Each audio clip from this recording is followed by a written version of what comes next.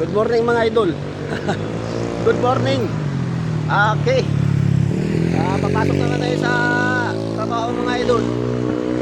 Pasok naman tayo. No? Ganda nito mga idol, oh. Parang drone. Ano? Ganda no? Salo tayo niya eh. Maganda to eh. Okay mga idol, good morning sa inyo mga idol. Yun, tapos na yung problema ng ating kaibigan mga idol. Nandun na sa probinsya ngayon.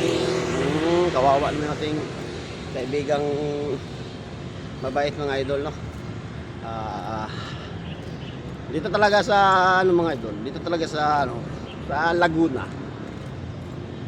Kailangan mo talaga dito magsipag talaga sa Manila. Hindi ka pwede dito pag ikay tamad-tamad dito mga idol. Kailangan dito alas 4 pa lang ng umaga gising ka na. Kahit wala kang trabaho, alas 4 ng umaga pwede gumising ka na kasi nga hindi natin masabi yung grasya.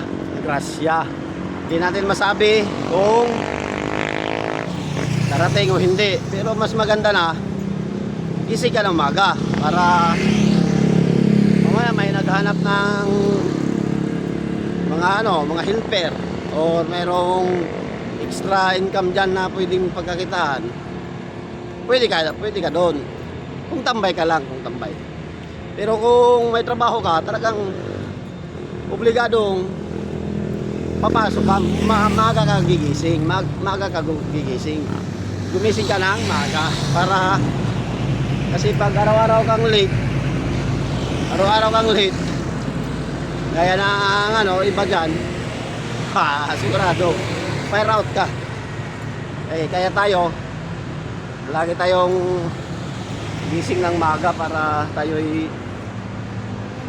hindi masistan yung gagawin parang tanggal ba anong Tagalog sa tanggal, sustain basta yun na yun. Masustain assistant nasa dila ko na eh. Kalimutan ko talaga mga idol. Yun na yun. Comment nyo na lang mga idol kung ano yun para di tayo